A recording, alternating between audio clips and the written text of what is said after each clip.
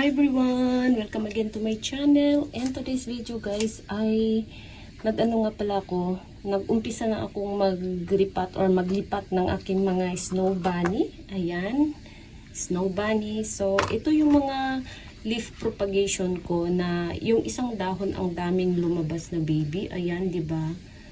Sa isang pot ang dami niyang lumabas na babies. Isang dahon lang to guys. Ayan. So instead na paghihiwalayin ko sila, kasi kapag pinaghiwalay ko to sila guys at nilagay sa iisang pot, isa-isa, dumadami sila lalo. So maubusan ako ng space dito sa bahay, or kailangan kong gumawa ng isang pangpatungan para lang meron ako mapaglagyan sa kanila. So ang naisip ko ay ilagay sila sa mas malaking pot. Katulad nito, ayan, meron akong isang malaking pot dito. So meron na siyang lupang nakalagay. Ayan, nilagyan ko na ng lupa. Ayan, oh, diba? So meron na ako ditong nakaready na lupa. Ayan, nakaready na lupa. And ang ilalim nilagyan ko ng yung ano ba to? Yung ganitong bato-bato guys. Ayan.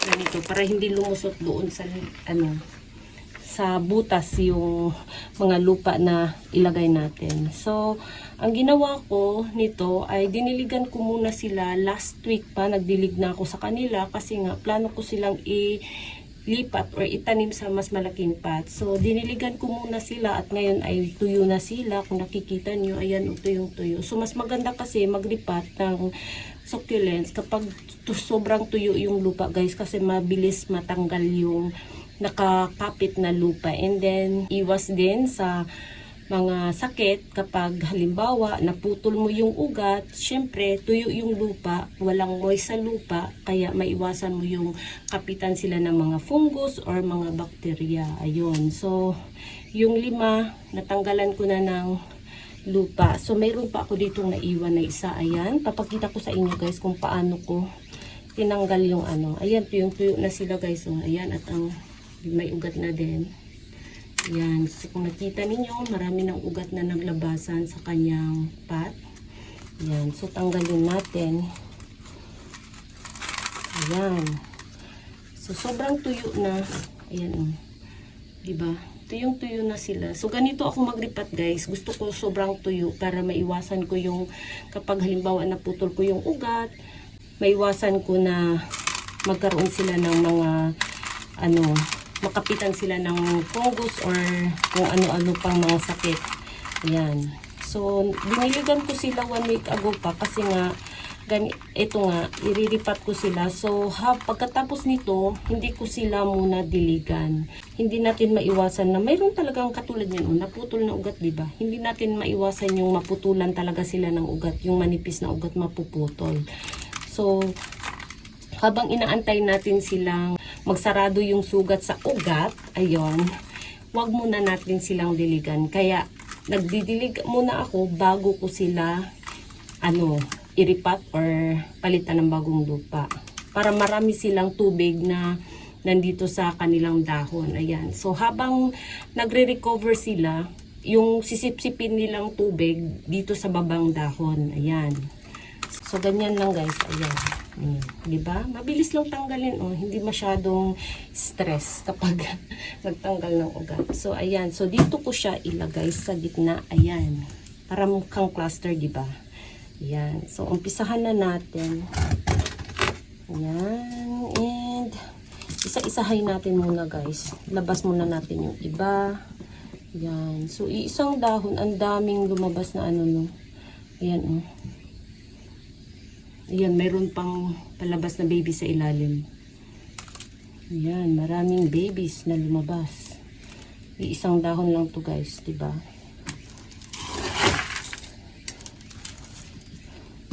So, ayan. So, minsan talaga, kapag naglipat ako, ayaw kong mag-video-video guys, kasi nga, ano ba yun? Yung parang hindi ako makapag-concentrate. Ayun, kaya hindi ako nagbibideo kapag naglipat ako. Parang hindi ako komportable. Ganon. So, pasensyahan nyo na kung wala masyado akong video kung paano ako maglipat. Kasi nga, ayun nga, hindi ako masyadong comfortable na mag-video habang naglilipat ako ng succulents. So, yung potting mix ko ay meron akong, scroll down lang sa baba. Meron akong ginawang potting mix, 2023 version. Ayun, yun yung ginagamit ko ngayon.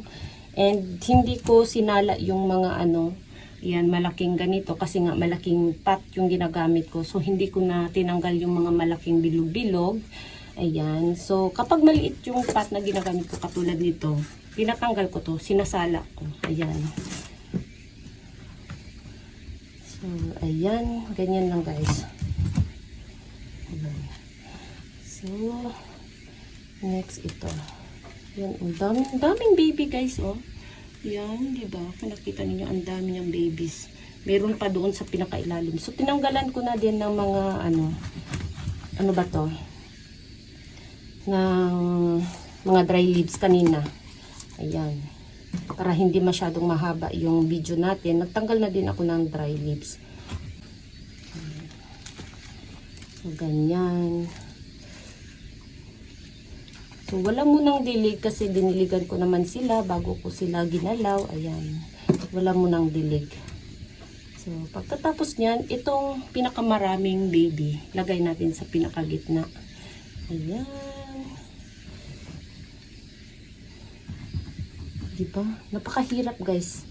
Kaya, hindi ako nagbibideo-video kapag ako ng, succulents. Kasi medyo, nahirapan ako. Pasensya na.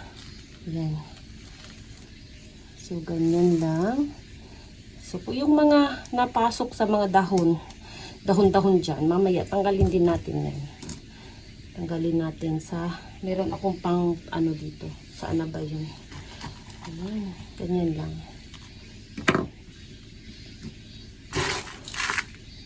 Diba? Yan. Ang kalat ng ko, guys. Nagripat ang kalat. So, ganyan lang kadali. Ayan. Diba? Ay, pasensya. Ayan. Diba? Paano siya? Paano ba yun? Paumbok. Ayan, paumbok. Ay, nandito pala yung ko. Ayan. Clipper ko. Ayan. So, tanggalin natin yung mga napasok sa dahon na mga yan. So, yung iba naglalagay ng toppings, pero ako hindi na ako naglalagay ng toppings kasi yung mga, 'di ba, gumagamit ako ng mga malaki-laking ganito. Ayan. Sila kapag matagal ka nang magdilig, pumapaibabaw sila at yung mga pinong lupa, pumupunta doon, bumababa sa ilalim, pumupunta sa ilalim. Kaya hindi ako naglalagay ng toppings kasi sa katagalan habang lagi mo silang madiligan, pumapaibabaw lagi yung mga malaking bato-bato. Ayan. Hinaluan ko nga pala ng pamis, ng konting pamis. Ayan, kasi binigyan ako ng father-in-law ko ng pamis. Ayan. Yan, naghalo ako ng pamis. So, yung ibang halaman ko, walang pamis. Ito lang, naghalo ako. Ayan, kasi sayang naman at hindi natin magamit yung pamis, diba? Total sponsor naman yung pamis. Binigyan ako ng aking father-in-law kasi hindi na, marami siyang pamis. Ayan, magbubonsay kasi siya. Mahilig siya sa bonsai. Kaya yung mga hindi niya kinakailangan na, binibigay niya sa akin. Tapos bumibili siya ng bago. Yung mga luma-luma niya, binibigay niya sa akin. Katulad nito, ayan. Ito sa kanya to, guys. Ayan. Sa kanya to.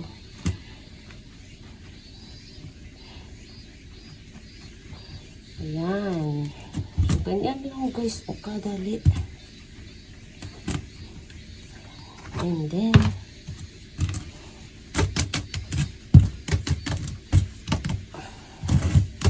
para pumasok, ayan. Pinupupupuk ko yung dito sa gilid, sa para pumasok yung mga, lupa doon sa, may space doon sa ilalim na, para pumasok doon ang lupa. Kaya ko pinupupuk or ginaganon-ganon ko, guys. Pero maingay kasi pag, yan ako. Ayan, pinupukbok ko lang sa gilid. Ayan.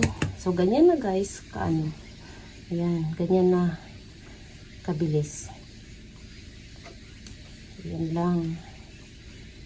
So, di ba madali lang, mabilis lang. Ayan. So, wala nang toppings guys ha. Ayan. So, sa gustong ng toppings, pwede din naman. Mas maganda yung may mga mga toppings, di ba? Mas maganda tingnan. Ayan. So, ganyan na yung look niya guys. Ayan na ang look. So, sa tagiliran, ganyan. Paano ba? Ayan na. Sun exposure nga pala nito ay kung saan ko siya kinuha, doon ko din siya ibalik. Ayan. Ito kasi, nasanay na siya doon sa may patungan ko, sa may UV cut. Ayan. Hindi siya nakaka-receive ng direct sunlight, pero mayroon siyang 50% UV cut. So, kung saan ko siya kinuha, doon ko rin siya ibalik. Ayan. So, ganyan yung hitsura niya. Ayan. Para siyang paumbok, guys. So, yun lang guys ang ating video for today kung paano ako. Ay, meron nga palang natanggal na dalawang dahon. So, lagay natin yung dalawang dahon dito. Sayang naman, baka mag-baby siya. Ayan, marami pa naman siyang baby na nilalabas doon sa dahon. So, ganyan lang guys, kadali. At thank you so much for watching. At huwag kalimutan ang pangalan kasi maraming succulents na magkakamukha. So, kailangan natin lagyan ng pangalan lagi. Ayan. So, thank you so much for watching guys. And please don't forget to subscribe and like to my channel. Sa hindi pa nakapag-subscribe, please subscribe and like my channel. At i-click nyo na din ang bell button para ma-update kayo pag nag-upload ako ng bagong video. Thank you so much for watching guys. See you in my next video. Bye-bye!